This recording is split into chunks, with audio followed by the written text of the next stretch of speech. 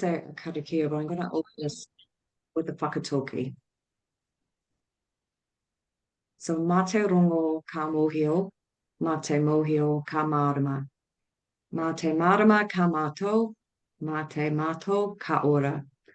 And that is through discussion comes awareness, through awareness comes understanding, through understanding comes knowledge, and through knowledge comes well-being. And I think it's quite an apt session, whakatauki for this afternoon's session on methamphetamine. So we know, and we're hearing from all of you that methamphetamine is a growing concern amongst you all, and we've been seeing rising rates of meth use. And obviously, in the absence of any clear regulations or guidance, there has been considerable confusion with the community housing sector surrounding methamphetamine. About a year ago, or a couple of years ago, CHA developed a practice guidance document for providers, which you may have seen, and I'm going to pop it in the chat if you haven't. Our position around methamphetamine use is a harm reduction and a health response with an aim to keeping people housed. So I'll pop that into the chat for you this afternoon. And today we're really lucky to have Dale Kirk from Methcon joining us. So Dale is a former police drug squad detective with extensive experience in illicit drug investigation, meth labs, and other drug and alcohol related crime. So Dale recently did some training with Link People, and he's going to present us a condensed version of that on methamphetamine use and its relevance to community housing providers. So we're going to go straight over to Dale first, and then towards the end of the session, we will do a case study with Kathryn Burton, our resident tenancy management expert. And if we have time, we will jump into breakout groups. So if you have any questions as Dale is going through his presentation, because it is quite content heavy. So if you have any questions, just please pop them in the chat. And we will aim to get to them towards the end of his session. So Dale, if you're there, I can't see you on my screen. I will hand it over to you. Can you see me now? Can anyone else see me? Hear me? Okay, I'm seeing some nodding, yep. So that's good. Good afternoon. Good afternoon, everybody. Thank you, Amanda. Thanks very much, and thanks for organising the session this afternoon. So my name's Dale Kirk. I'm from Methcon. I've been asked to come and talk to the group this afternoon regarding methamphetamine, I guess generally.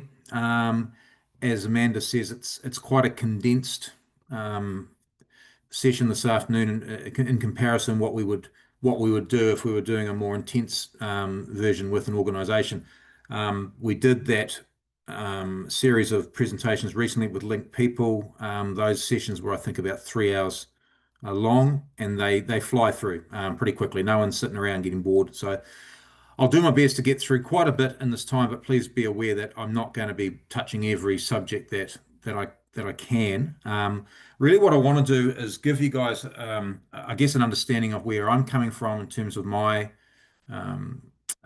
experience and my observations of the situation and how it relates to your work, because you guys are the people working on essentially on the front line. You're dealing not only with the properties, but you're dealing with the people as well. And I think that's one of the key things that often gets forgotten. And I certainly know from working with Link People that wasn't the case. They're very, very people focused, and that's I think really good, because it's the way of just thinking of it as a blunt instrument, testing a property, over the limit, under the limit, I think is very, very blunt. And I think when you're looking at the more holistic approach dealing with your clients, you've got to take a whole lot of things into account. So anyway, let's get into it. Not too much of me talking. Just a little bit about me and my background. So as I said, I was a police detective. Prior to getting in this, I joined the police in 1993 and was through there till about 2006. Mainly working in the CIB as a detective, and then sort of became more and more sort of involved in the drug sort of field. Became, I guess, somewhat expert in the meth field, particularly because that was where it was happening when I was in the police in the late 90s and early 2000s. It was really coming from nowhere. So most of the training that we do is around methamphetamine, but we also do other trainings around other drugs, particularly around cannabis and alcohol, particularly with young people. As you can see there, mostly I'm an ex-detective. Other people that we use and you have used are generally ex-detectives. We tend to find that a bit more useful than using ex-users, not because they aren't willing and wanting to help. It's just sometimes it's a little bit hard to control sometimes, and it's a bit easier to keep with a particular a brand, so to speak. We don't, even though we are police backing, our police background, we don't focus on legal aspect of drugs. So again, when we're talking to regarding your clients, we're not judgmental about the legalities of a drug because the legality doesn't affect the harm impact it has on the body. So, you've only got to look at the difference between alcohol and methamphetamine. Alcohol is arguably the leading drug harm that we have in New Zealand. The fact it's legal makes no difference. So I don't focus on that at all. We don't threaten people about drugs and going to jail, etc. Most of the work we do is face to face. We're now starting to do this online stuff, which I'm still not very familiar with. So excuse me for my awkwardness online. We do work in schools and all over the place, a lot of government departments and things like that. We don't personally involve ourselves in the testing of people or property. So don't worry about that. No one's going to knock on your door and ask you to pee into a cup during the session. So we're not involved in that. But we also don't do the testing of properties. So although I have a reasonably good knowledge of that, I'm not an expert. I don't profess to be an expert in the testing of the properties themselves. And our focus in terms of methamphetamine generally is on a harm elimination policy as opposed to a harm reduction. Now, I know that you as an organization focus on a harm reduction model with your clients, and I totally understand where you're coming from, and I agree with that. I guess we're looking at a more sort of broader picture in terms of trying to be that fence at the top of the cliff and trying to educate, particularly young people, saying, look, just don't touch this stuff. This is the route that you're going to go. So we're looking at it from a slightly different direction. And the reason for that with meth is the addictiveness of the drug. It's just one of those drugs you can't use recreationally. People do kid themselves that they can, but in my experience, over and over and over again, it never works out good. So anyway, let's start off with a little video just to whet your appetite. Hopefully this works. We've done a bit of testing, and then we'll go from there. One alive, I guarantee that. No, there's one in the office still alive. Outrageous, horrifying acts of violence. And all with one thing in common. They were all fueled by pure methamphetamine, or P. The Crown alleges Dixon used the drug P throughout his crime spree. In its crystallized form, it's sold by the tenth of a gram, smoked in an innocuous glass pipe, seen as a social drug. We're not passing around a joint to each other anymore. We're passing in a glass pipe. And P quickly cut across all levels of society. You'll get your typical bike gang that everyone thinks of. Musicians. But there's also, it's quite widely accepted in the business world. So professionals. Not you. Everyone knows you. You don't do this shit. He must have been out of his mind on drugs. But then the problems began to emerge. Turns out the social drug makes many people very antisocial, paranoid, delusional, and aggressive. Williams was dropping Coral and her brother off at school. Coral didn't want to go, and when she got cheeky, Williams lost control. Fury fueled by a 5-day bender smoking pure methamphetamine, or P. Police say his behaviour is becoming increasingly erratic. They believe he's wired on P and that he's armed with what could be a Winchester rifle. Then there are the problems in paying for it. What started off as a $150 one-off is now $1,000.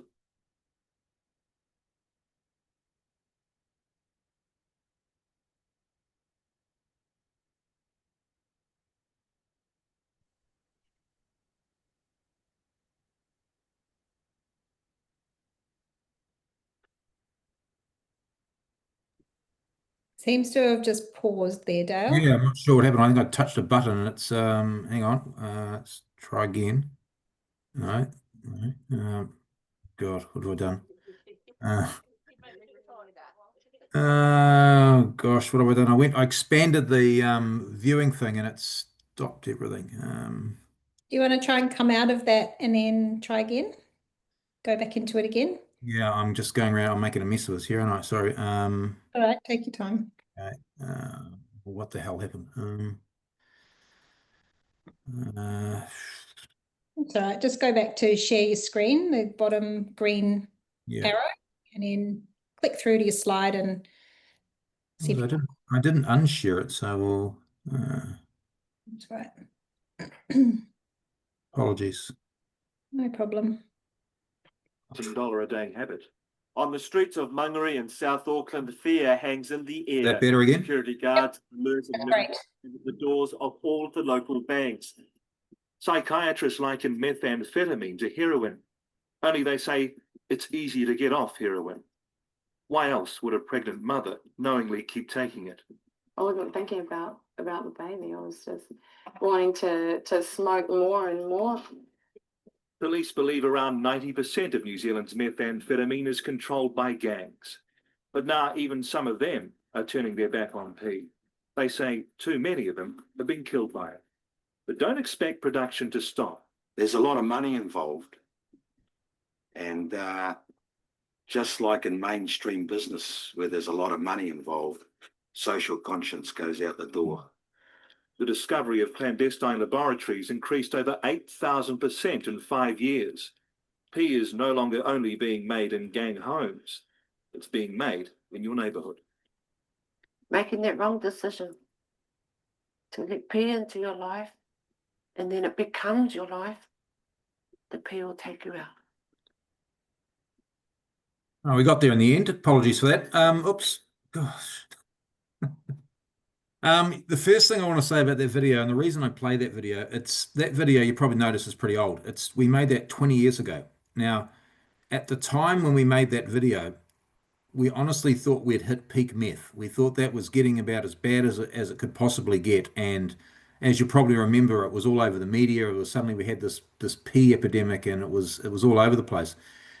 Yet when I look back at that now, and when I look at what's happening now in our communities, it almost looks quaint. It looks quite comical in the fact that it's so small compared to the problem that we have now. So the reason I play it is just to sort of give some perspective in terms of where we are now, because we haven't learned a thing. If anything, we're getting worse as opposed to better, which is quite depressing and scary. Meth is the largest drug market worldwide, so it's not just New Zealand. We do share it with with other countries around the world. It's been recognised previously as pandemic. We've consistently been in the top 2 or 3 countries for usage rates over that last 20-year period. And of course, the question is why? Because we haven't seen that with other Class A type drugs. The theory that we put forward is that we already have a strong drug culture in New Zealand. We have previously in terms of alcohol and cannabis. I think it's pretty clear that that's all part of our DNA as Kiwis. Likewise, in terms of DNA, we have the classic DIY number 8Y mentality, and this drug is the classic number 8Y drug. I mean, when it first came on the market in New Zealand, it was predominantly made here in labs in New Zealand, and our inquisitive DIY mentality meant that if you had access to some equipment and some materials and half a brain, you could probably make this stuff, and that's what was happening. So that really created the surge of it, and particularly in the late 90s, early 2000s. And then, of course, at about the same time as when really the internet opened up, and all of a sudden the information was available about how to make the drug.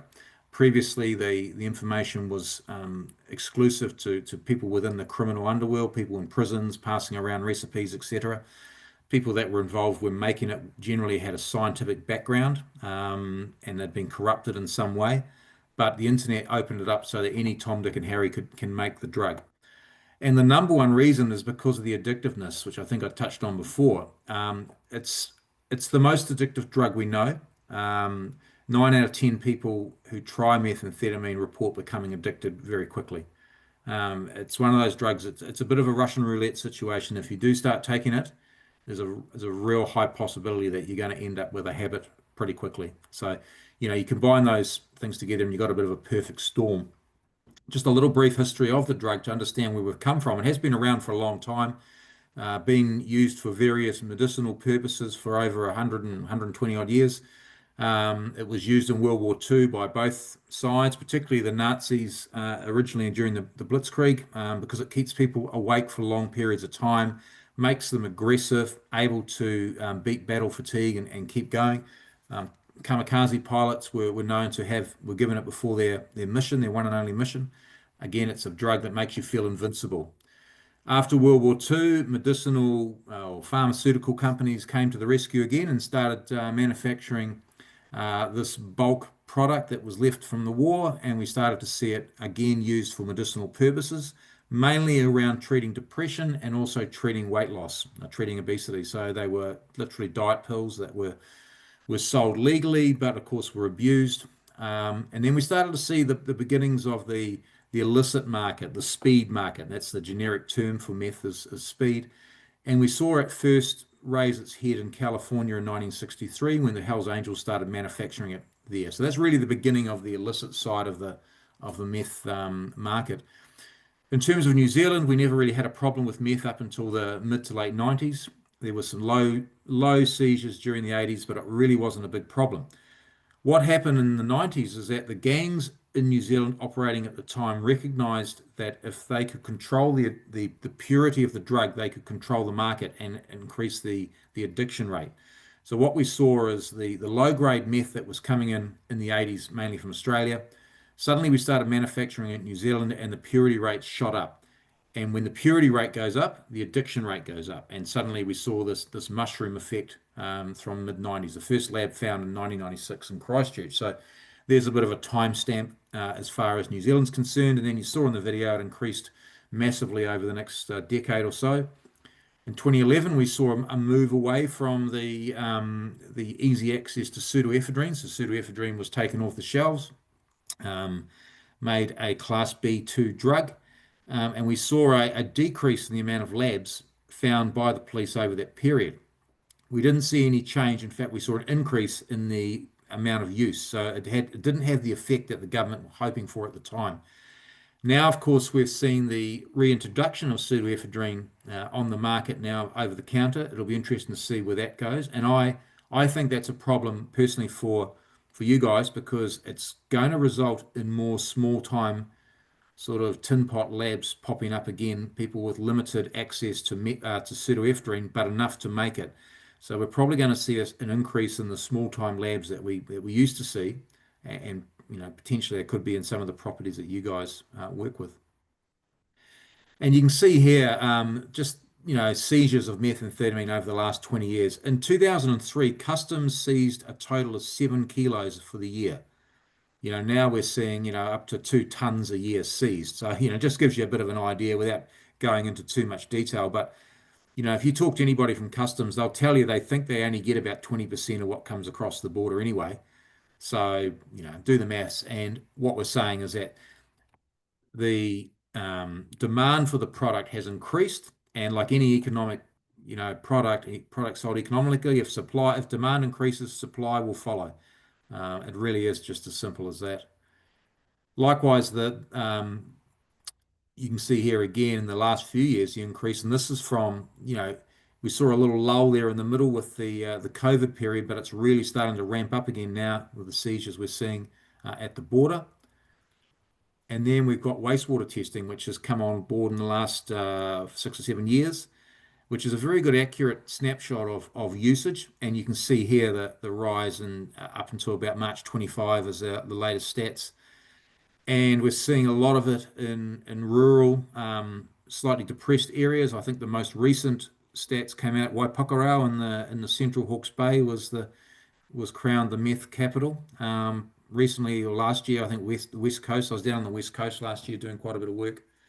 They had some significant wastewater results there.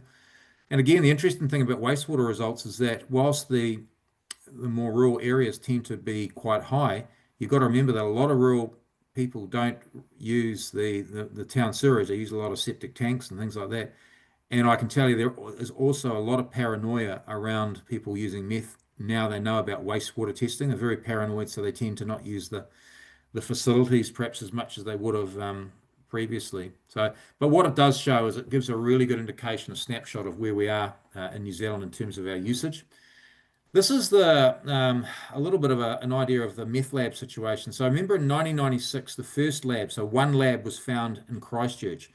By 2006, we got up to 211 per annum that the police were finding. Now I was working in the police all during this period, and I can tell you a lot of those labs were relatively small, relatively not very sophisticated, and a lot of the times the police tended to trip over them as opposed to through good police work. Then we saw that reduction and that change in the pseudo law around 2011, and then you can see it dropped off quite significantly. So I haven't got stats post COVID, unfortunately, so I'm not quite sure where we're at, but I anticipate they will be starting to go up again. I doubt whether they'll get to those levels, but who knows where it's going to get to.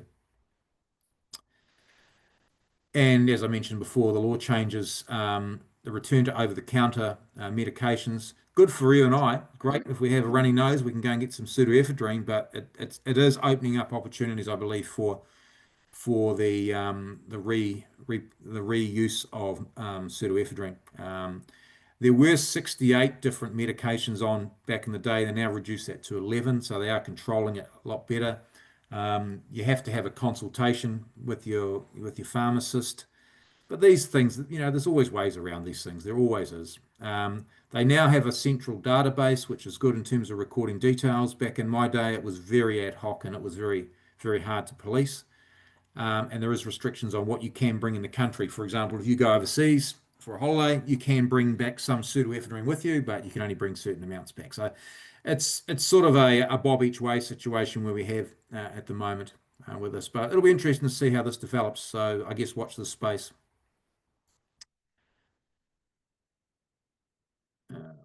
Yeah, this is just some examples of there was a big lab down in Tauranga recently in the last few years. I'm just race through these because they're not really, I mean, you've seen one big seizure of meth, you've seen them all, but the point here is that remember in 2003 we saw 7 kilos in total. We're now regularly seeing seizures of hundreds of kilograms at a time. This was unheard of when I was in the police, these sorts of amounts. And the fact that we are a little country down the bottom of the world is irrelevant. We've been targeted by drug cartels from Mexico, from Asia, from North America, from Western Africa, from Eastern Europe, and we pay a high price for meth in New Zealand, so therefore we continue to be targeted by these cartels. And the ability to get the drugs into the country is only limited by the imagination and the skill of the importer. So in that case in there, they were hidden inside maple syrup containers coming from Canada. So you're only limited by your imagination. And of course, being a border country, we have a large a large coastline. And it's pretty easy these days with GPS technology to meet up offshore and to get drugs into the country, which we're seeing in quite huge amounts. The purity rate, which I mentioned before, is what's caused the problem. Now, the purity rate directly affects the addiction rate of the drug, and it has gone up in big numbers in the last 30 years. It used to be about 2 to 5% purity rate back in the days of speed. Then we saw the so-called P epidemic from the mid-90s, and all of a sudden overnight, the purity rate went up to 65%. So people that were perhaps buying it previously at that sort of rate were suddenly getting their minds blown by this new product, and that creates the addiction. And now, of course, with crystal meth or ice, which is the stuff you can see here at the bottom of the screen, coming in from overseas, purity rates are up around 90% or up to 90%. So it's really apples and oranges as far as the drug now compared to what it was, 2 decades ago. And that's having that effect and creating that addictiveness, which creates that demand for the drug. Just some of these slang terms. Oops, going back there. Oops. Where did I go? We call it P in New Zealand. P is just simply short for pure. Methamphetamine's the molecular and the legal name. These are just some of the terms you may have heard. Obviously in New Zealand we tend to refer to it as crack. Crack in America is rock cocaine, but in New Zealand we tend to refer to meth as crack. Crank is the American term for meth. Some of these you'll hear, they all relate to that stimulation effect, which the drug is, because it is a stimulant drug as opposed to a depressant. And probably one of the most common terms these days in New Zealand is puff. People talk about going and having a puff, and that just relates to smoking methamphetamine, obviously. The meth, or the ice that's coming in from overseas, as I mentioned just before, is highly pure, 90% or so. It's coming in from all over the place, mainly coming through China, but we are starting to see increasing amounts coming in from Mexico, either through places such as Fiji or through Canada, down through the Pacific. And you're probably aware of some of the major issues they're having in the Pacific Islands now with this epidemic now. Samoa, Fiji, Tonga are getting hammered. The colour can vary, but typically it's a clear sort of icy colour. The pure, which is more the homemade stuff here in New Zealand, a little bit less pure, tends to look a little bit different. Probably the picture on the bottom right-hand side is a good typical example. It's more of a sort of a creamy colour. It's a crystallized substance though, and it's generally in little plastic bags, which I'll show you some shortly. It's mainly smoke. Now, of course, the smoking is the issue when it comes to the contamination of your properties. That's how it's got into the atmosphere and how it's quite pervasive, and obviously it gets into soft furnishings and curtains and things like that. It is the most common method of taking methamphetamine. Those are meth pipes there. If you see that picture on your left, if you see those little glass pipes with the bulbous on the end and the tube, they're meth pipes. They're not used for anything else. Okay, they're not used for smoking cannabis. They're not used for kids' bubble blowers or anything. They're meth pipes. So one of the biggest things, if we get time, we'll get through this. One of the biggest giveaways with meth use is paraphernalia. And if you know what you're looking for, then you're much more likely to notice these sorts of things. If you don't know what you're looking for, obviously you wouldn't think much of it. They have a hole on the top, which you can see there, that there's heat applied underneath. The crystal will then vaporize inside the bowl, and then it's sucked up through the tube. About 30% will escape out the top, which does account for some of the pervasive aspect of the drug if you're around the drug, if it's being smoked. One of the interesting things about meth compared to most drugs is that it doesn't smell. So when you smoke the drug, it doesn't have an odor, which makes it difficult to detect. So obviously, as a property manager, you go into a property, if someone's been smoking cannabis, even within the last couple of days, you're probably going to smell that pungent aroma. Whereas this stuff, it doesn't have that smell. So it is difficult to detect from that point of view. And as I said, about 30% of the vapor escapes from the top. So, when I'm talking to young people about, being around others who are using meth, it's important to understand that, because if you're in a confined space, for example, a car or a bedroom or something, even if you choose not to suck on the end of the pipe, chances are you're going to ingest that vapor whether you choose to or not. And of course, it's going to have the same effect on your brain and your body whether you intend to take it or not. So it's important to get that across to people.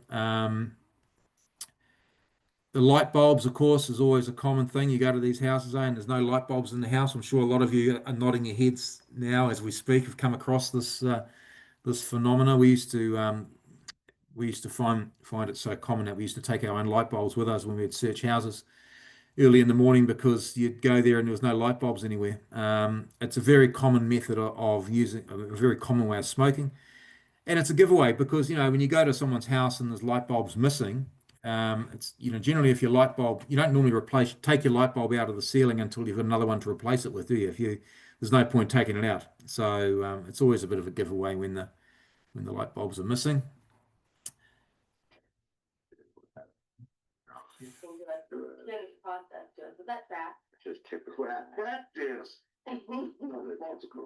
So it's a very easy drug to take. As far as smoking goes, it can be very quick. There's not a lot of equipment involved, so it's quite an easy way of getting into your system. So the question, of course, is why do people progress to intravenous use? Why do they decide to choose one day, that's what I want to look like? That's the look I'm going for this year. The reason, of course, is addiction. It's increased tolerance, which means increased addiction. People don't generally start off injecting, although some do. but typically it indicates advanced addiction.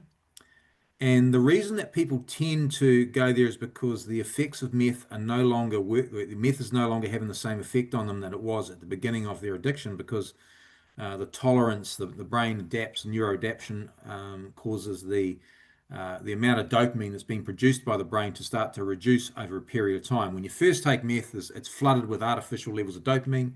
After a period of time, it starts to drop off. So users aren't getting the effect that they're looking for, and so injecting it increases that level of dopamine again, albeit temporarily, because it does start to drop off again as the brain continues to adapt. But it does indicate advanced addiction, and we are seeing increasing numbers of needles being exchanged through the New Zealand Needle Exchange Program, which does indicate increasing amounts of addiction through meth, because there is not a big heroin addiction problem in New Zealand. So it would indicate that most of the people using the needle exchange program are using methamphetamine. I've got a video. I'm not going to show it because I'm just conscious of time. So it shows some users injecting and sharing needles, etc., in a bathroom, public bathroom. I think we'll leave that one for today. We'll just skip past that. I don't think we need to really focus on that. Snorting is not as common as it once was. It's quite a direct way of getting in your system. Some people will prefer to snort because they feel that it does less damage to their teeth and mouth, which of course is one of the quite obvious signs of people smoking a lot of meth. They tend to have very bad dental hygiene. The other side, of course, is that it means that it will affect your septum and the internal of your nostrils quite badly. So you'll end up a lot of bleeding from the nose and that sort of thing. Because it's not as fine as it used to be, it's more crystallized and more chunky. It's not as common as it once was, but people do see it as quite a direct way of getting it in your system. You can see from this example here.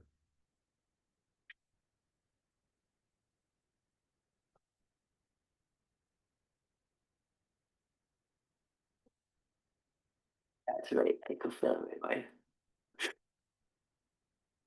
So you see from her, the effects are almost instantaneous. She's feeling that effect almost straight away, despite the fact that she's obviously has quite an addiction. Taking it through a liquid, it's water soluble, so it can mix in any type of liquid quite easily. I know users who put it in their coffee in the morning, like sugar. They'll mix it in water and carry it around in a water bottle. So any of you guys on a water bottle at the moment, always a bit suspicious. Having said that, I'm on a water bottle too, so we'll be, not throwing stones in glass houses, but it is an easy way to take the drug, is what I'm saying there. But the most common way is to smoke it. Short term, the physical effects, it's a stimulant drug. It's going to increase your heart rate, your blood pressure, and your temperature. So you're going to heat up. So you'll see meth users in winter not wearing clothes or many clothes because they're hot, because their body is heating up. Increases your metabolism and you lose appetite. So this is why they tend to lose weight quite rapidly. Remember, it was sold as diet pills back in the 50s for that reason, because it does increase metabolism. Disturbed sleep patterns. So you're going to find that people who are using are going to be awake for long periods of time, and then on the other side of the ledger, they're going to crash out and sleep for long periods of time as well. So these are things that, all you have when you're making assessments of people you're dealing with. You're looking at their lifestyle. You're looking at some of these factors, and I'll go into a bit more detail on that soon. These are just some of the short-term physical effects you're going to see. Extreme cases, you're going to see people who are hyperexcited. They're going to hallucinate, perhaps become quite paranoid, and it could, lead to psychosis in long-term cases. And people die. People do die from meth use. It's a stimulant drug which does cause a lot of damage to the organs, particularly the heart, the lungs. Puts a lot of strain on those organs. I'm not quite sure you can see that on my screen. The bugging I'll talk about in a bit more detail. So this is the obvious scratching that you'll see to the face, the bugs and the sores, and you saw that with the lady snorting just before. I'm not sure you can see that at the bottom. Love you, G. Anything but this. Come on, G. Since you don't help me. I love you. I love your color. You know what? I don't give. My name's Chuck. I ain't going out like that. I ain't going out like that, bro. Please help me stop. This hurts. You know what? I learned from the best, Crystal and her sister, man. Sisters forever. I love you, man. Stop it. That hurts. I love you. Yes, sit down. Nah. Yes, sit down. Christina! Stop. Stop it, Gene. Stop. My name is Michelle. Hey! I am 20 years old. Just to give some background to that lady there, she's in a police station. Obviously, there's a policeman in the shot, and there's another cop holding a camera or a phone. There's no one else in the room, despite the fact you're calling out to all these different people. And the reason that the lady is in the police station is because she's high on meth.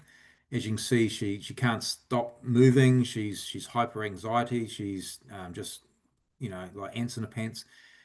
She's lost her baby. She's got an infant baby, and she can't remember where she left it, and they're trying to establish where she's left the child. She's calling out to her drug dealer. She's calling out to the baby, but she's hallucinating and has no idea where she is. So it's a pretty good example of someone under those acute effects under the influence of meth. I'm just going to race through these just because I'm just conscious of the time. Long-term effects, you're going to see damage. It's a highly toxic substance that you're putting into your body. It's going to have significant effects on your major organs. It's also going to have major impacts on your appearance, as you can see from some of these photos before and after. It increases the risk of infectious disease. It lowers your red blood cell count. So if you get a sore, it's not going to heal as well. Weight loss we've talked about. The meth mouth, the damage to the teeth, I'll talk about more shortly. It's a psychologically addictive drug as opposed to a physically addictive drug, which makes it more difficult for people to get off. Now, with a physically addictive drug like heroin, for example, you would have heard the term cold turkey. A person goes into cold turkey when they physically withdraw from the drug. They will sweat, they will shake, they will feel terrible for 2 or 3 days. Once they're over that initial hump, things start to get a bit better. With methamphetamine being a psychologically addictive drug, it affects the brain's ability to produce dopamine naturally, which means that for anywhere between 30 to 90 days after stopping taking the drug, the brain's not producing normal levels of dopamine. So that makes it incredibly difficult for people to stay sober, to abstain from the drug, because they're surrounded by their triggers, their peer pressure, those sorts of things, and stresses of life. So it's a very difficult drug to get off. And you can see here some changes in appearance, just to be sure it's not the same person. It's 2 different people, but you can see these changes in appearance over relatively short periods of time. And it's almost always that typical gaunt, toxic looking appearance that you see from users. I put a sort of rider on that because there are always exceptions to the rule. There are always exceptions. I know lots of people who have used meth for a long period of time. They haven't lost weight. In fact, they might have put weight on, but they are the exception to the rule. The people that generally use it for long periods of time tend to go down the same track, which is the sort of the toxic, gaunt look. And it's no wonder when you see what goes into making meth, which is pretty volatile. And as I said, people die from smoking or from using methamphetamine. And the most common form of death or cause of death amongst meth users is suicide. And the reason for that is because of the extreme euphoria when you take the drug, but the extreme dysphoria when you're trying to get off the drug, and the inability to feel pleasure normally for long periods of time. A lot of people who start off taking drugs generally, but meth in particular, often are suffering perhaps some self-esteem issues. They're possibly suffering some other mental health issues, some bipolar, some depression, potentially schizophrenia. And this is seen as perhaps a cure to those problems, but of course we all realize it's not, and it just tends to amplify and accentuate those issues, which increases the risk of that happening. Now, the bugging, which is something to look out for. Now, if you're dealing with clients, it's a very, very common phenomenon. Now, it's not a reaction to the chemicals. It's nothing like that. What you're seeing here, and this is extreme, what I'm showing you, it's all self-inflicted.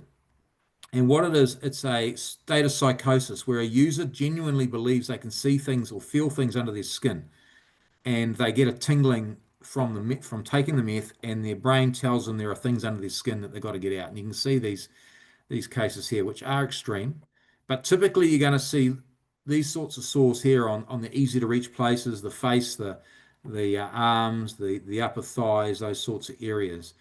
And because, as I said before, the infection rate, because of the lack of red blood cells, they tend to not heal up very quickly and scar as well. So that's not good. And the other thing, of course, as I've mentioned, is the mouth. People who are smoking meth tend to have a very dry mouth, which of course bacteria love, and they will tend to eat away at the gums, causing teeth to literally fall out. And they also, one of the things meth users tend to do is they become very paranoid. They tend to grind their teeth, and that affects, they take the caps off their molars. Generally, very, very poor oral health amongst meth users. So you're looking for things such as, users with people with, really bad oral health, really bad skin, perhaps some sores. But there's lots of people who don't have very good oral health. So you're not looking at that as the only guiding light. We're looking at a way of looking at the broader picture, which I'll go into shortly. So these are what we're looking for, signs and indicators. Okay? It is a combination. So what I said just then is you're not looking for one thing on its own. So it's a combination of behaviors, a combination of physical signs, and a combination of paraphernalia or equipment. If you can see any of those three things, particularly in combination, you're starting to build up a really good picture of a person. So this is really good for you guys when you're identifying, trying to make an assertion, trying to make a decision about what's happening. You might notice some issues happening with a tenant, with a client. You're trying to make an assessment of what's actually going on in their life, because these things, what happens is they tend to lie. They won't tell you the truth. So you're going to have to use your own judgment and experience. So some of the behaviors you might notice. Now have a look at this list here on the left-hand side as I slowly roll down there. And you look at this list, and to be honest, that could describe your average teenager. It's a pretty extensive list. Just because someone lies doesn't mean they're a meth user. Just because someone's a bit depressed doesn't mean they're a meth user. But what I'm looking for is I'm looking for changes in people's behavior over a period of time. Now, as someone who's dealing with a tenant or someone who's a property manager, or you're dealing with clients over a period of time, you might notice some of these behavioral changes over that period. You might not, but you may do. So, for example, you might notice that, this person, I can't get the truth out of them. Every time I ask them a question, it's bullshit. They just keep lying and lying. They used to be interested in something, now they just seem to do nothing. I've noticed these changes in their behaviors. On their own, not necessarily meaning anything, but it's just a matter of building up that picture yourself, building up that assessment, and then combining it with some of the other things, perhaps some of the physical signs or changes that you may see. For example, you may notice that, some of these, the teeth grinding, the teeth clicking, the sort of not being able to sit still, the girl you just saw in the police station before, suddenly talking a lot faster than they used to, because this is a stimulant drug. And when you're under the influence of meth, it's like pushing fast forward. Everything speeds up, everything becomes very, very fast.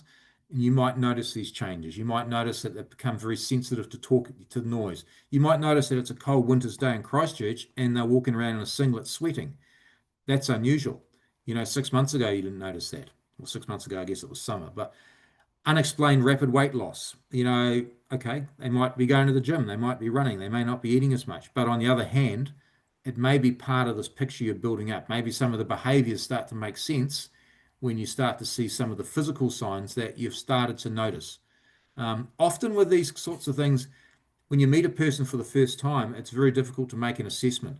And it's easier to make that assessment over a period of time, particularly when you get to know someone.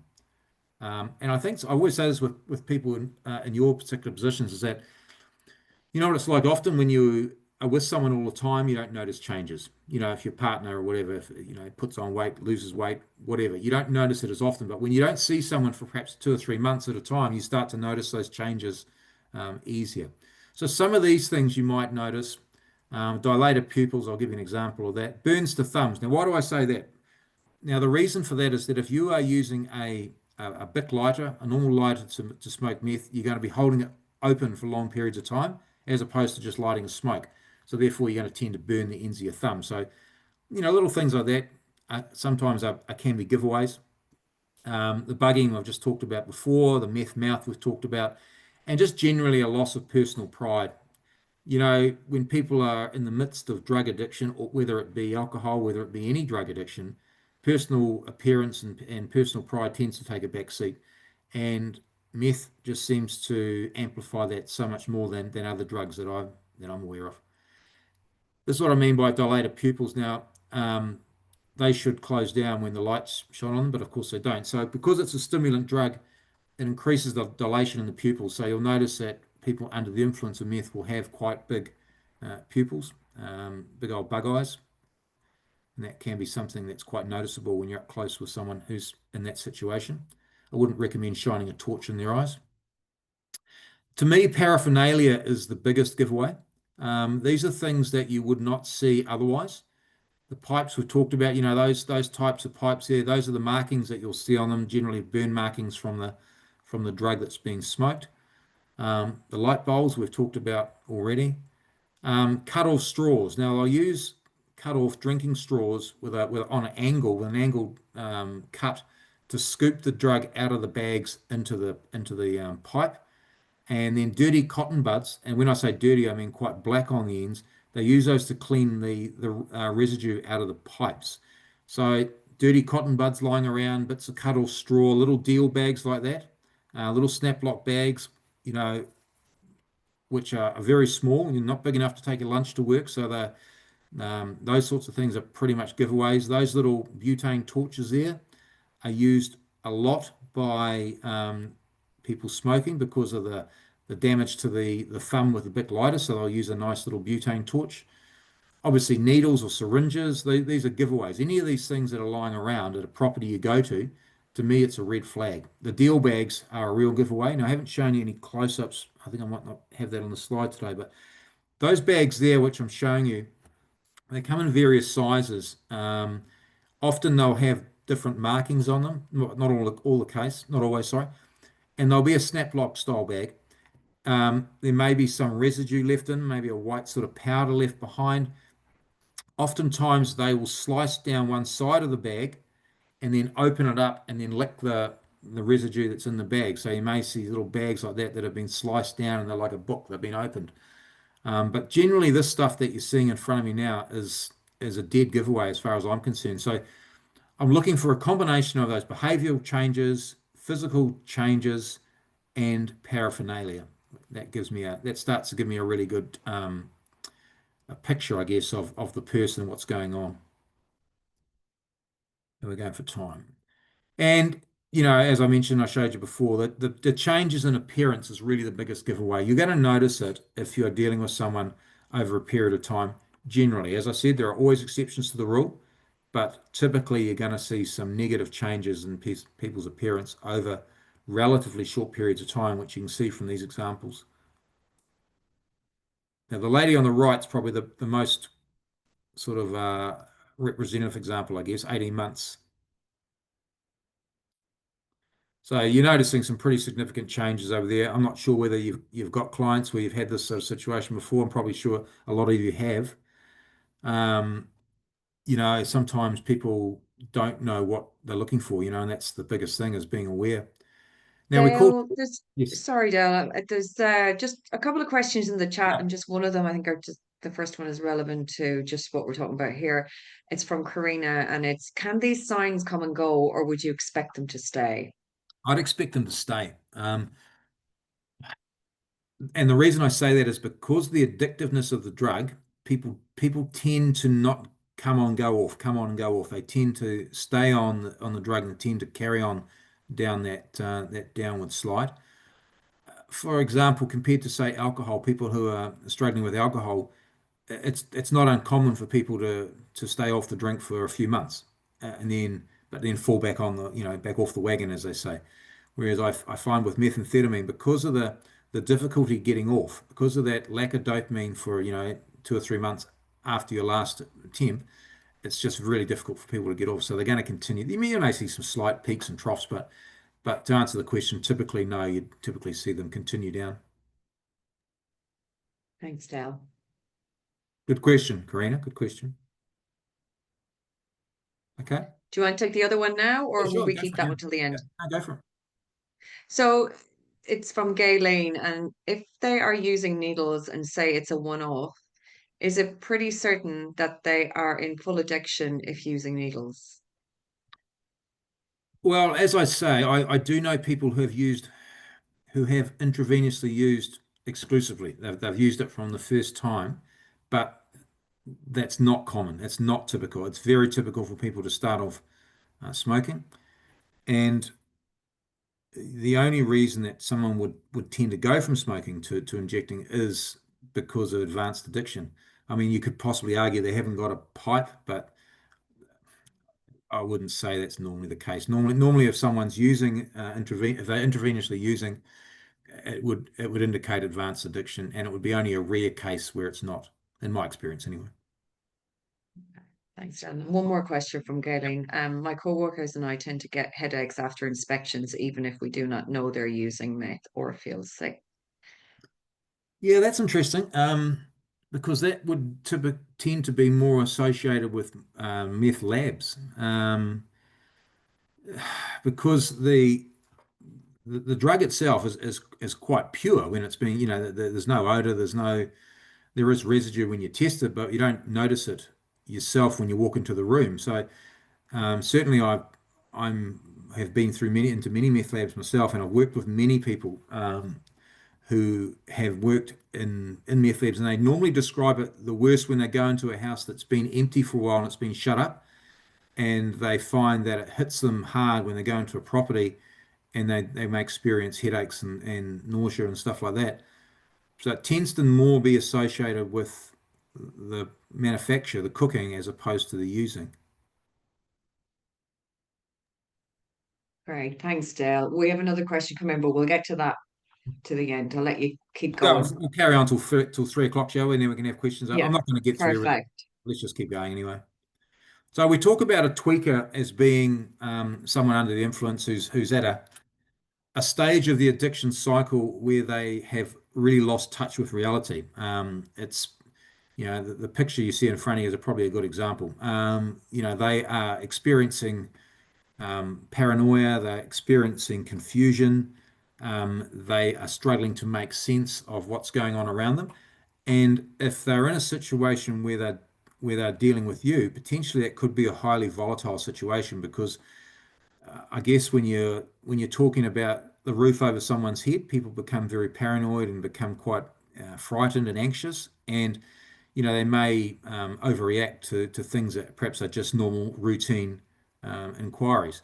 So it's something that I just ask people just to bear in mind when they're dealing with people. If they suddenly find they're confronted with this guy, hopefully not, or someone who's suddenly acting in a way that's quite unusual for them, perhaps, is that just remember that everything they are seeing, but if they are under the influence of meth, everything's on fast forward. So you need to counter that by just slowing down the way you speak and move slowly, so that they are understanding what you're saying, and also they're not paranoid of any quick, fast, sudden movements.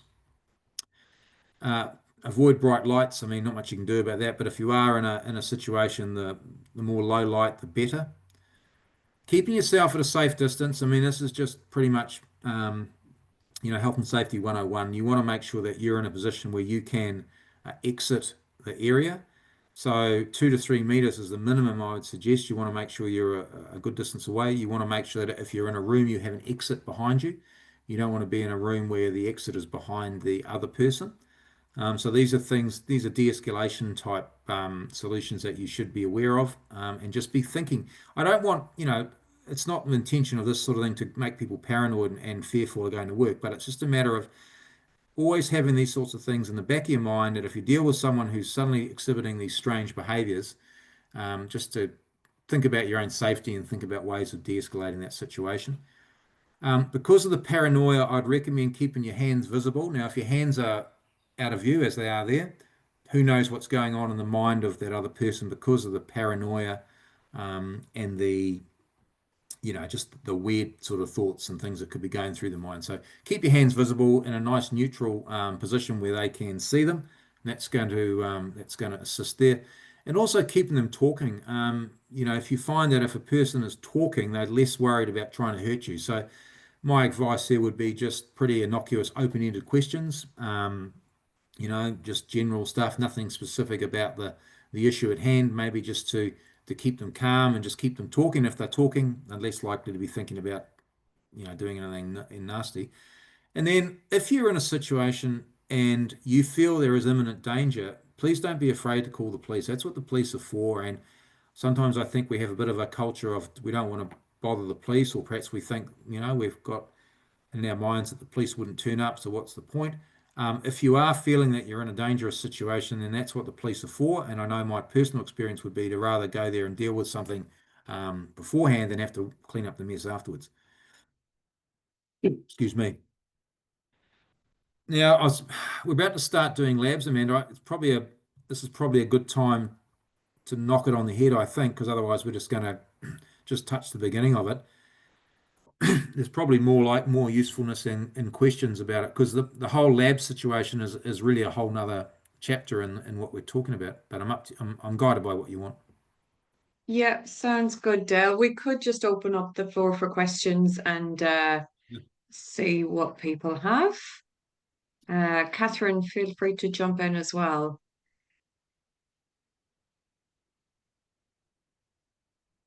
If she's still there with us.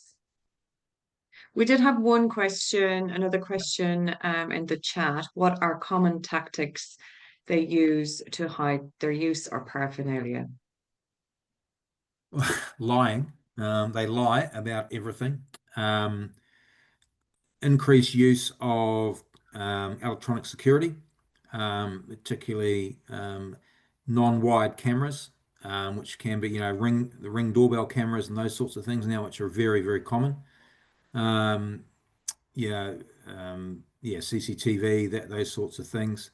Coming out and greeting you at the footpath, not wanting you coming onto the property. They might come out and an example is where perhaps you've made an appointment to do an inspection at 3 o'clock on a Tuesday afternoon. It's been programmed for a couple of weeks, as you have to do.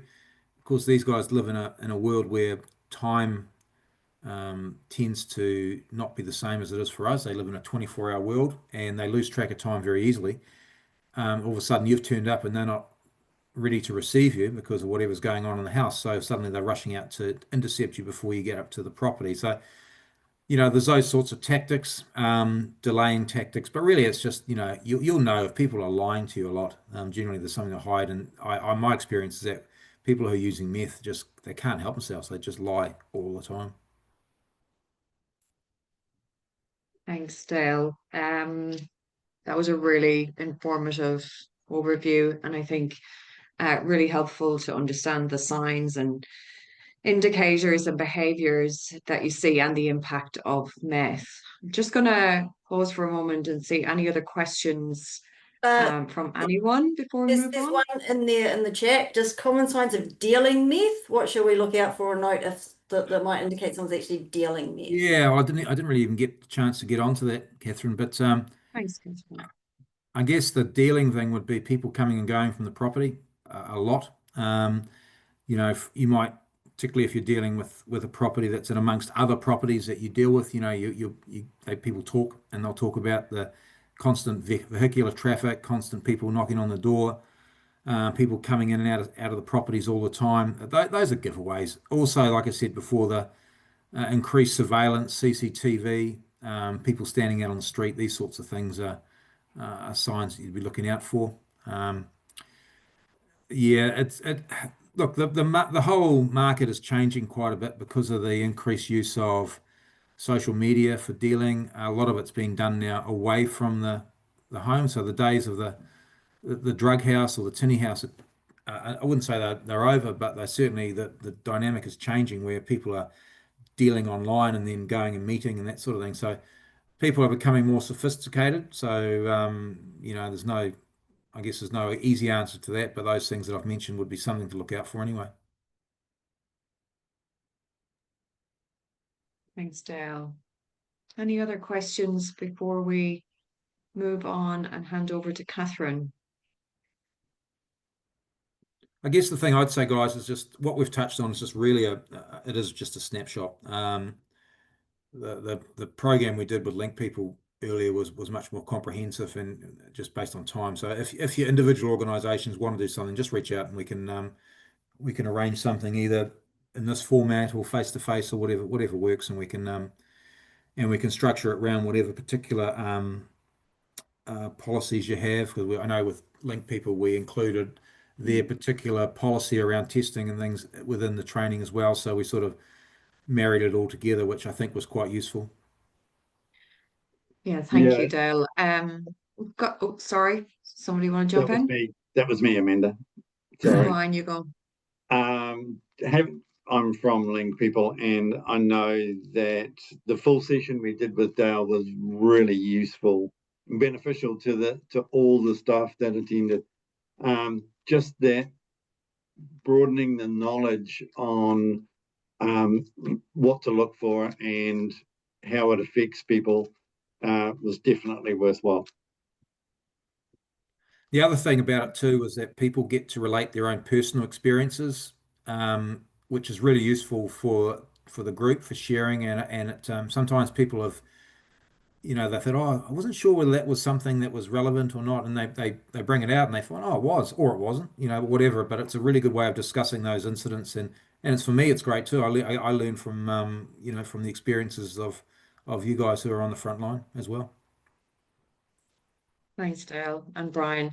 We've just got one more question here from Gina. So say you do detect a tenant is stealing, where do you go from here? And I imagine that's what you get into and when you're doing the Yeah, well, training. yeah, and I guess that looks in your policies as well, doesn't it? In terms of, you know, I had a read of that document you sent through yesterday, Amanda, and you know, there's definitely, you know, there's an approach of, you know, really looking after trying to help people first. You know, the punitive action is the last resort, from what I can read, and that seems to be, you know, we're trying to keep roofs over people's heads. So my advice, you'd have to obviously look at your policy, discuss it with your supervisors, and go from there. I mean, you wouldn't just go ringing the police as your first resort. That would be the last resort, I'd imagine. You might want to have, but you've got to remember that it is serious if they are dealing or using, you know, dealing it, and it's a very serious, it's serious offending. It's not something you can just sweep under the carpet. So it does need to be treated seriously.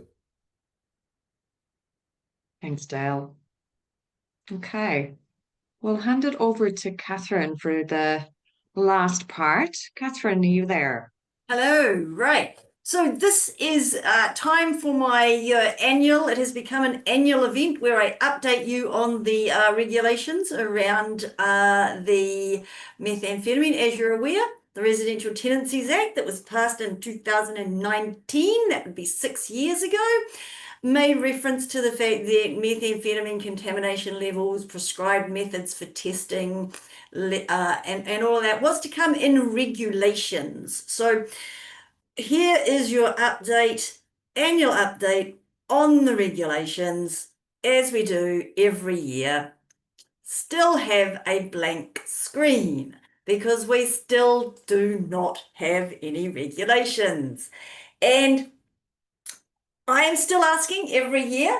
Interestingly enough, HUD have now stopped even giving me a time frame because it is so clearly not on their radar.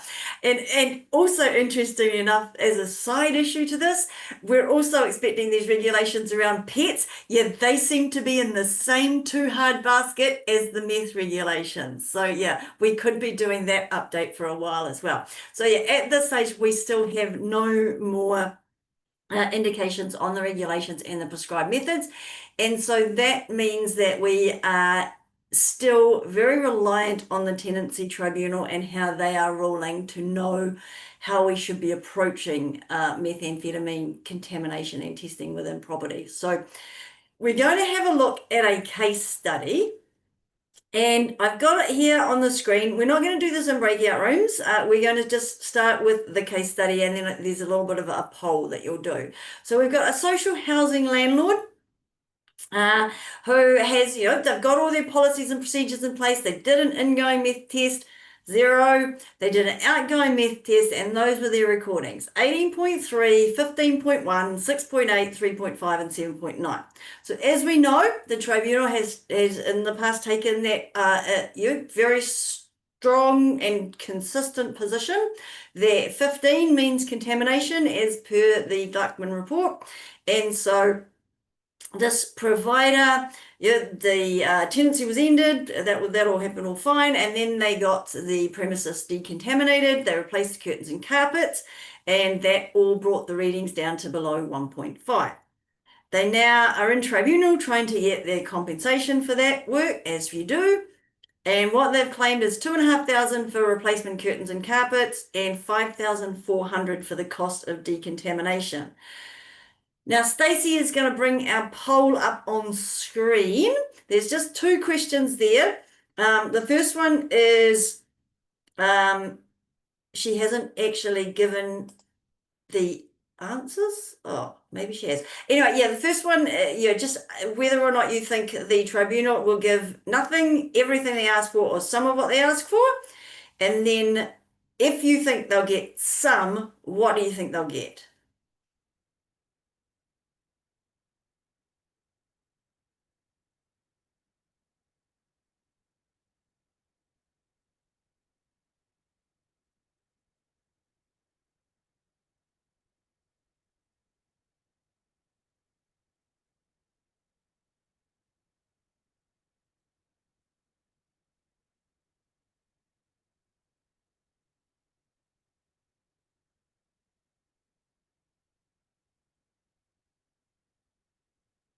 Yeah, Kathleen, not seeing the options come up. She just put it in the chat.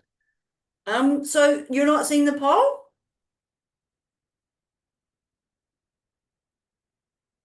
I didn't get a pop-up or anything. Oh, does anyone else got the poll? Yeah, it popped up for us. And I can see it, Because can it's see it just you. going on. Yeah. Not the first time. We only saw the questions, not the other people's replies. Well, it's good. Now I can't be wrong. Okay, well, there you go. Yeah, there's always that. Yeah. All right. So the poll might not be working quite as we might like. Okay. That's me.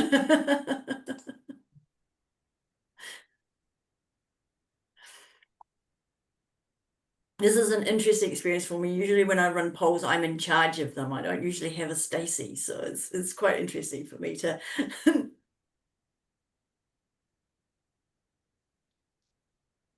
All right, Stacey, have we had most of the I found it finally. Yeah, we're getting lots of answers coming through, and I also popped a QR code in the chat, which might give people another option as well. But yeah, there's quite a few responses. So would you like me to end the poll, Kathryn? Once the majority have answered it, yeah, just end it and share it, share the results if you wouldn't mind.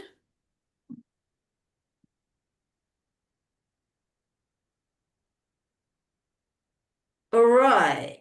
So hopefully you can all see that, and it's very interesting. Like 80% of you think it will be some of what they asked for. I think 10% said everything and 10% said nothing. So that was interesting. And then if you thought they'd get some, what did you think? 18% the full cost of curtains, 64% a reduced amount of curtains and carpet. But interesting enough, real split on whether or not you'd think they would get the full amount for the cleaning and decontamination or a reduced amount.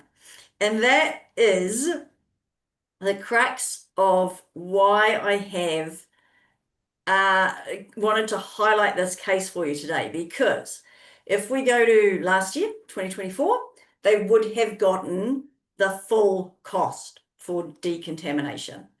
That was solid and standard. Any readings above 15, you got the full cost for decontamination. That is what's changed. So this is what they did get. The curtains and carpets were reduced as we would expect for betterment, right? That's just the whole betterment idea. So it wasn't reduced by a great deal, but it was reduced by a little bit. The meth decontamination was reduced, which, whilst I would have expected the curtains and carpet to be reduced for betterment, the meth decontamination, this was new. So this is a change that we have seen. And this is, I want to be clear, at this stage, it's not a trend, but it is a change. So this is a case, it is a sealed case.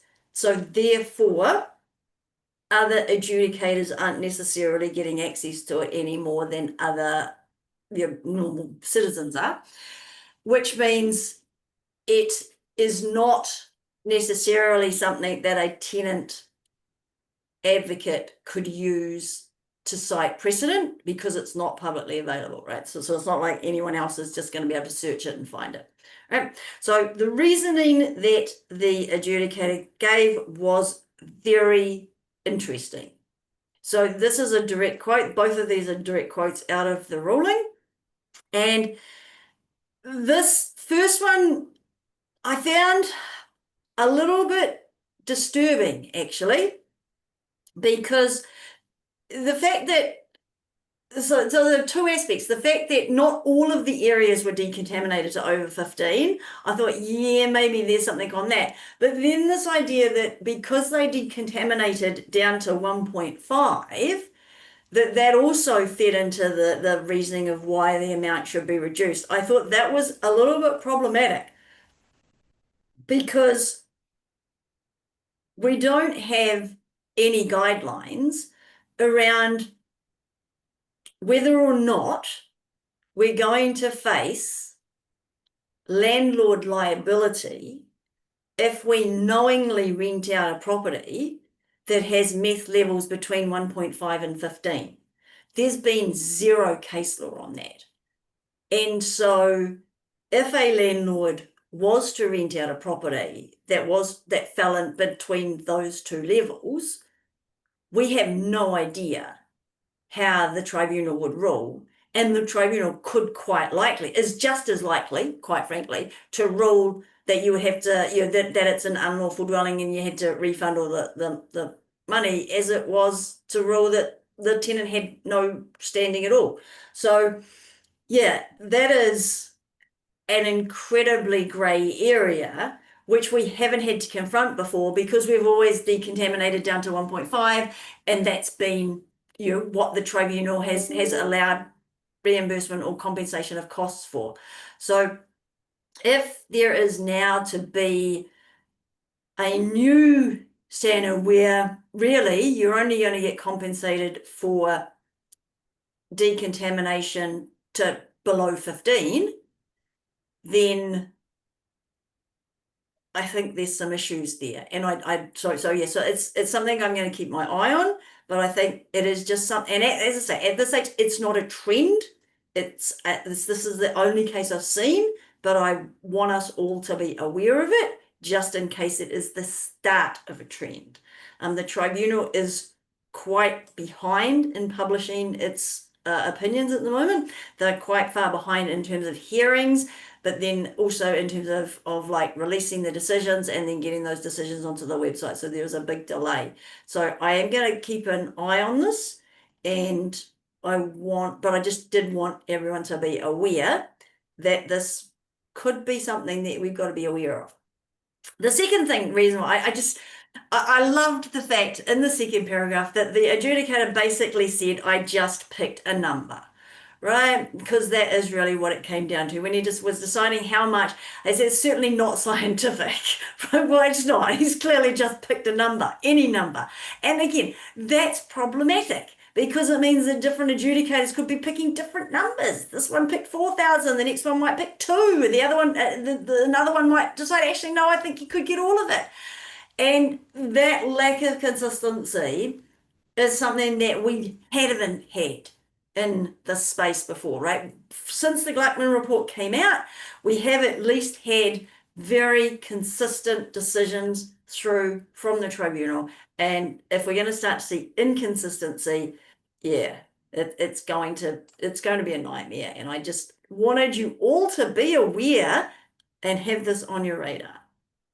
Questions, comments, anything?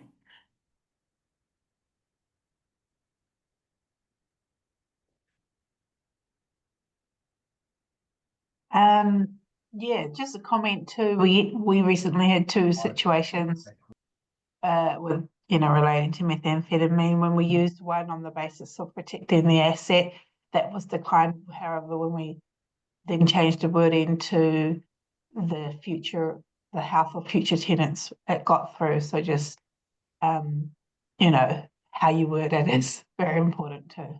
So can you give us some more information on that? Just expand on that. What were you asking for? Like in terms of, were you asking for decontamination costs or what? We were asking for the cost of the testing and clean the cleaning as well. But the first case was cost of the testing with low results, and cleaning that had low results, and for the purpose of, you know, protecting these were brand new properties, and how it was kind of worded was that, you know, as measures that we took to protect the asset going forward, which is why we did that. And then the second situation, the readings were a little bit higher than the first case, but still under they were composite, so they were still under, but we got the cost of that awarded based on the premise that it's to protect the health of future tenants. That's actually a really good argument. Yeah, Should but make then we did note of argue, we got reduced costs for cleaning, and we argued that they've broken the law. So, you know, they are, I forgot what the wording was that we used, but it was essentially they've broken the law, those, you know, having it in the properties, and it wasn't reasonably clean and tidy, and she reserved her right to make a decision at that moment. And then when she did make her decision, she, you know, she didn't, She gave us the testing, but not the cleaning. Testing, but not the cleaning, and referred us some case laws on real estate versus Piper kind of thing. Yeah. In regards to the two different you know, New Zealand standard versus Gluckman standard. Yeah. And yeah, she- and so I think that's actually really interesting. Yeah, sorry, carry on. Sorry, and the adjudicator was also battling herself, because yes, the levels were high, but not high enough. And she was telling us, but why am I saying that to you? Because it's still high technically, but not above the 15 micrograms, you know. It was over 15 micrograms, but it was a composite, not an individual swab. So that was the main issue. And I think guess we definitely need to be doing that individual testing for tribunal. The tribunal, and I think that has actually been fairly consistent through the tribunal. Yeah. They don't like those composite tests. They want the individual swabs. Yeah, which was great learning for us, because this was the first time I'd been in a situation. And another learning from us was that, you know, there were indicators kind of leading up to it that we could have gotten and perhaps sampled earlier, but we waited to the end of the tenancy kind of thing. So yeah, indicators in terms of, you know, neighbouring properties were saying there's frequent visitors, they were suspecting, you know, that kind of thing. But being community housing provider, you still want people to be, you know, it's a lot of that stuff. Yeah. You want them to be housed, So anyway, that was our situation. Okay, thank you for sharing that. Actually, one of those, on that point, the whole question of people coming and going and whether or not that's an acceptable level of evidence to determine meth usage or dealing is happening at the premises, that's actually been tested in court. And the particular case, it was the testimony of a neighbour who was seeing lots of people coming and going. Film had been placed, like, you know, black film had been placed over all of the windows, and there was and the neighbour described it as a strong chemical smell coming from the property. And the district court, because it did get appealed and it went to district court, ruled that that was not a sufficient level of evidence to determine that there was methamphetamine manufacture or dealing going on at the property. So yeah, and it kind of underlines that need for, you've got to be doing your testing, right? Because you've got to have the testing done. Right, so that's that. Okay, another thing that just struck me as you were talking, but then it's gone out of my mind, is that idea of health. Oh no, that's what I'm thinking about. All right, because one of the things that I think maybe now, and I'm saying maybe, right, and this isn't me saying do this is me saying here's something to think about as a sector that maybe we need to start grappling with more. If, like, you, in terms of the community housing sector in general, when we are doing terminations on the basis of meth use, we do not go for exemplary damages, right? It's $1,200, but you know, when we figure, you know, that our tenants can't afford it anyway. And what I'm wondering is if we're not going to get the full cost for our full cost of decontamination, do we now have to start thinking about going for exemplary damages? Just in order to make it up, because yeah, nobody's getting any more funding because of this. The tribunal, if the tribunal changes this, we're not going to get any more funding. We're just going to have less money to go around. So that's kind of, and I just wondered what everyone might think of that. Hi, Kathryn. Yeah, exemplary damages, especially for those ones under 15, is definitely something we use. Does it get awarded? Yeah. Oh, if you ask for exemplaries with meth, no, look, I've never seen a case, and I read lots of cases. I've never seen one where a landlord had asked for exemplaries, has proven use. We're not talking decontamination. We're only talking, as long as it's over 1.5, you've got use, right?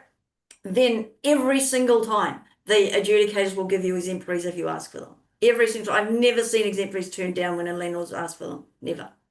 We always get it. The question probably for Dale. We've had a situation where the police have found paraphernalia in the property, but nothing can be done about it, or nothing can be proved that it was used by the tenant. So therefore, we couldn't use that as evidence. Do you have anything that could support those kinds of situations? So the police have found paraphernalia relating to use or dealing? Like pipes or something as opposed to bags? Bags, pipes. Yeah. And so the tribunal has said that there's no evidence of use. They couldn't prove that was use. Well, we were verbally told about it. We didn't have any evidence from police. Right. So there was about it because our office was on site, and they told us as they were leaving. And because they were there for a separate situation, not to do with drugs, they were there to look for a wanted person. There was nothing we could do to use that as evidence. So what evidence was presented? What did the police officer give? Just the word of mouth that they had seen. So it was hearsay. It was hearsay. Well, from the police itself. Yeah. So is that hearsay, in other words? Yeah. I mean, if the police officer gave that evidence under oath, if they came into the tribunal and gave the evidence, then it would be direct evidence. And the police will not do that. No, we've actually asked that before. Cops will not come to tribunal. That's been tested. But in that situation, was there something that would be useful for us as landlords to, or Kathryn, Well, I would say that, I mean, that would certainly trigger a test, and Dale, you can just correct me if I'm wrong here, because I'm not an expert on the use of methamphetamine.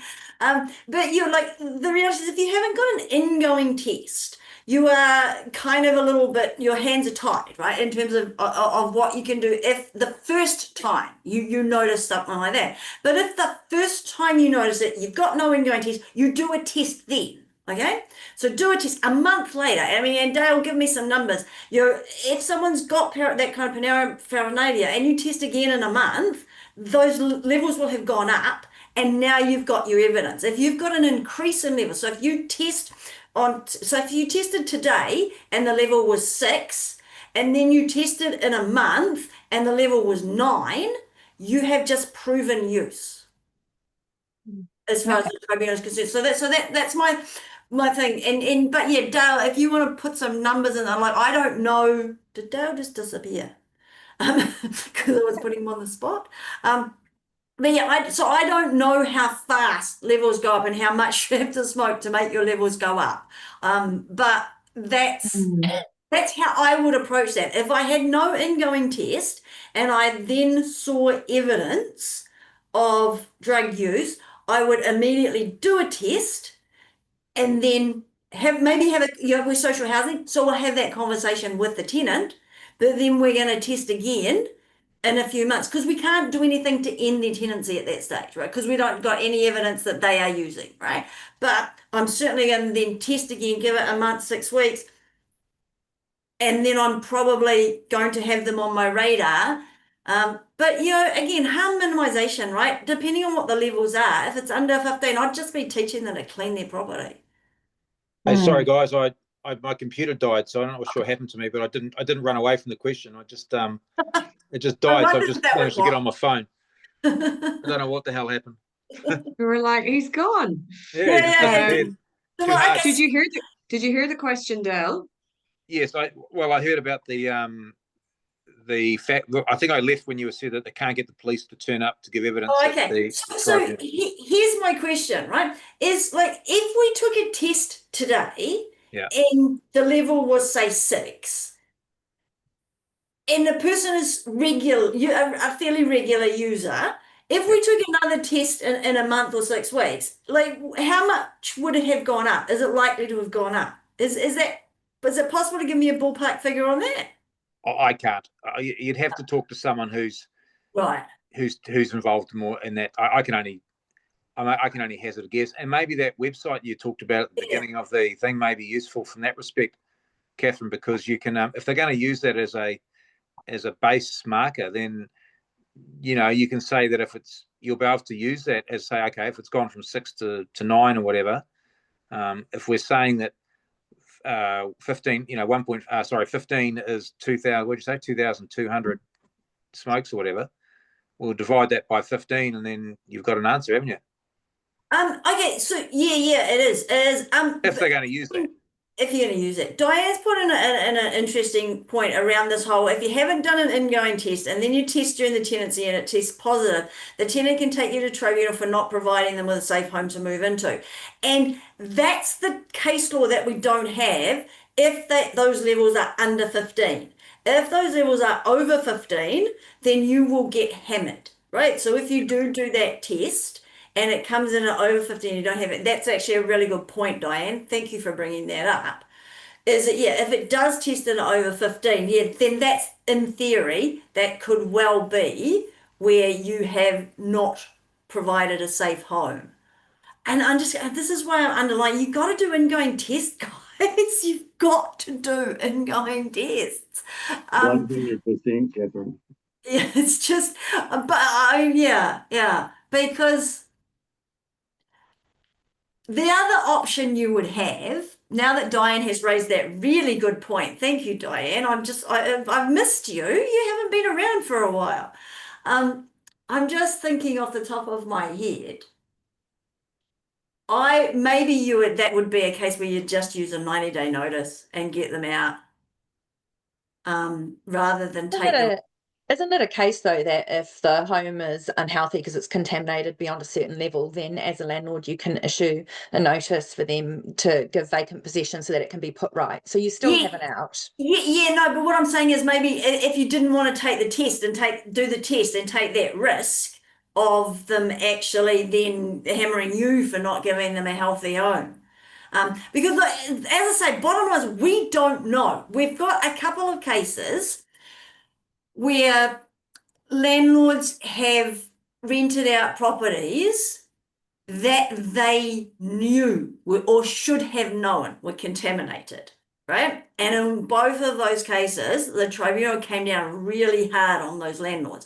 But it was very much about the fact that the landlords knew or should have known. There was so much evidence. Like, well, yeah. One of them tried to say I had no idea, but like he'd been posting in Facebook. It was all over Facebook that this was a pea house and everything. There was no way he didn't know. So yeah, where there's no evidence that the landlord could have known, we don't know what would happen in that circumstance. And if the level is under 15, we don't know. Case law on tenants saying my house is unhealthy because of methamphetamine is thin on the ground. There's just not very much of it. There's just none. The reason, Kathryn, for that is I've been through this situation. It wasn't me that decided not to do the test at the front, by the way, guys. And then it was tested and it was pretty high. Ended up the org needed to the tenant threatened to go to the media because of the protection of the organisation's reputation. They decided to they had to do what the tenant was asking. They asked for complete new furniture, everything that was to do with the child, all their clothing, the return of their rent money during the tenancy, etc. It cost tens and tens and tens of thousands of dollars because it wasn't tested. It started tested when they were in there and it came back contaminated.